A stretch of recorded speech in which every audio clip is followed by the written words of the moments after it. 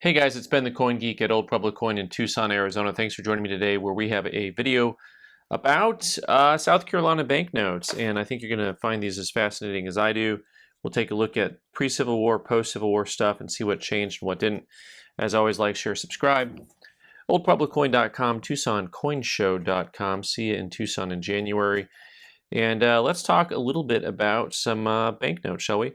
So here we go, South Carolina. As always, banknotes, fascinating area of collecting and studying when it comes to the history and also the beauty of the banknotes. This is actually, you'll understand, some of you'll understand if I get a tattoo, it's going to be in that script right there. But also look at the micro printing, and by micro printing, I mean really fine printing, the word 5 all around there. You can see how early banknotes were generally made in a way that was very hard for someone to emulate. Once again, the small 5s everywhere on this banknote. I think most all of the banknotes I'm going to show you today were printed by the American Banknote Company. Let me see, but except for maybe this one. I think this one might be Rodin Wright, Hatch, and Edson of New York. Should be the printing company here. You've got a signed by the president, hand signed also. Let me see, who's this guy? By the cashier. Bank of South Carolina. And we've got the state seal here. Some pimento action, no doubt. South Carolina, Animus Opibisci Parati. I think I just cast a spell. And this looks like a British soldier. We got life, liberty, and the pursuit of happiness here, the Merchants Bank of South Carolina. Lots and lots going on. And the reverse of this note is blank. It is a uniface note. This is dated. Let me see here. We've got a date of this guy. It's 1857. 1857. Hand dated. The 18 is printed. And then the 57 is hand drawn on there. And the serial number also hand drawn on there. If only there was a book that would help us figure, oh, look at this, the South Carolina Obsolete Notes and Script book. So this actually is a over 300-page book by Austin M. Sheehan Jr. And this particular book does not give price and rarity valuations, but it's got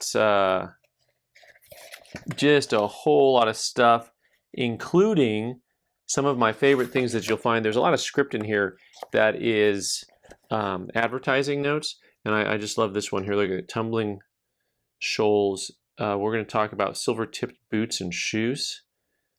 Come on now. No, see, look at that. Look at the reverse of this note.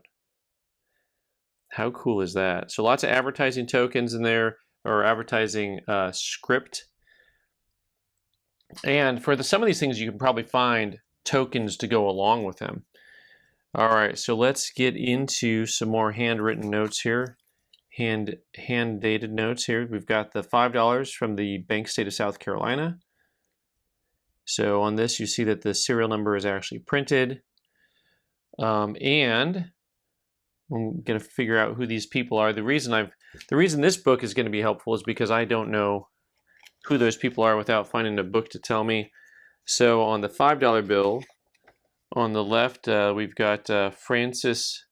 We got, here we go, Thomas Sumter at the left, William Moultrie at the right.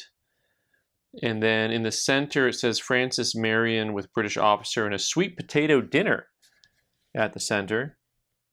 So there's that. And then this note is hand dated 1861. Also uniface, also you can see the light shining through a little bit. That is a cut cancel. Lots of the notes from that time period were cut cancel notes. And here on the $10 bill, this vignette's called The Rescue. It says General Daniel Marion. Oh, here we go. General Daniel Marion at the left. It just says girl at, oh, that's so funny. That's me that's me looking at the wrong note.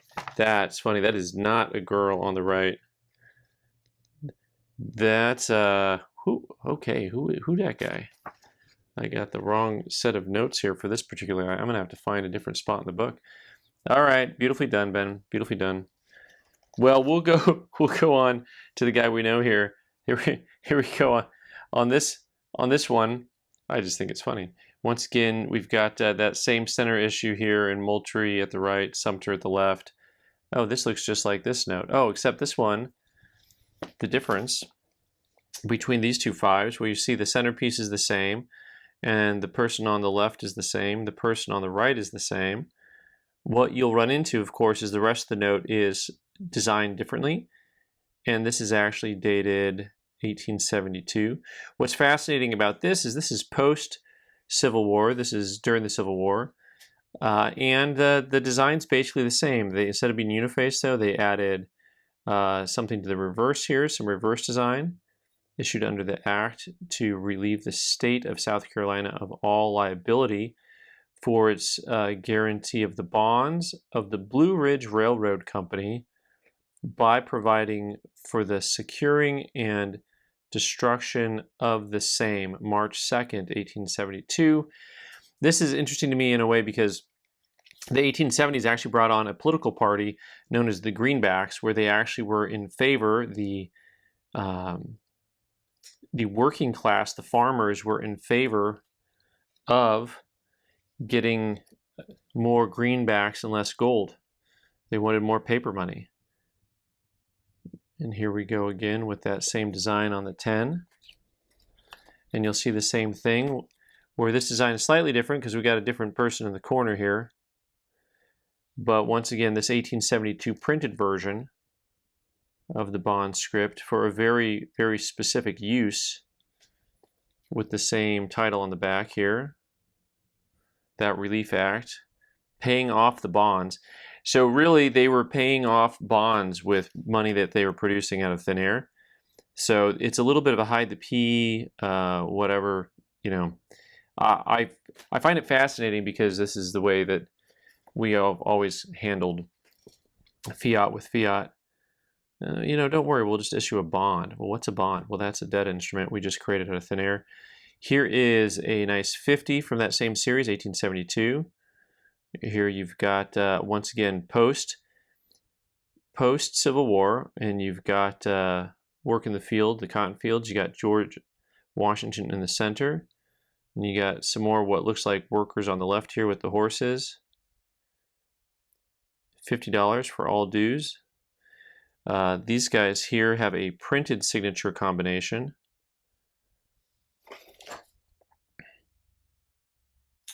Let me see if this one's printed too. Yeah, that guy's also printed.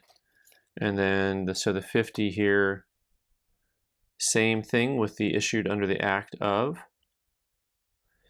So these banknotes, most of them trade in the $50 to $200 range. Maybe some exceptions for overall condition. Once again, just really cool to see all the handy dandy line work on these things. And here is the 20 from the same series, 1872.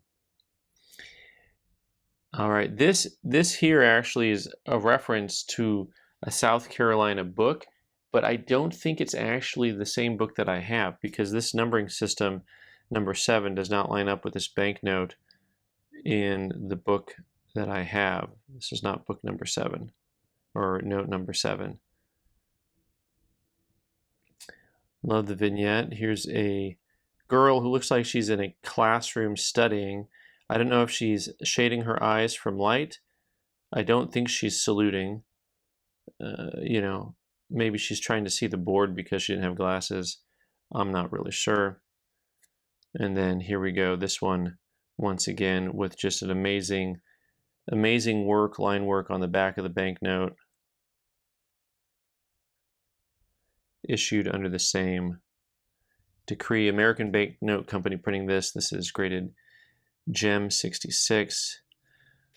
And I guess the only thing I'm really left to do here, since you see that the notes design remained the same, slightly changed.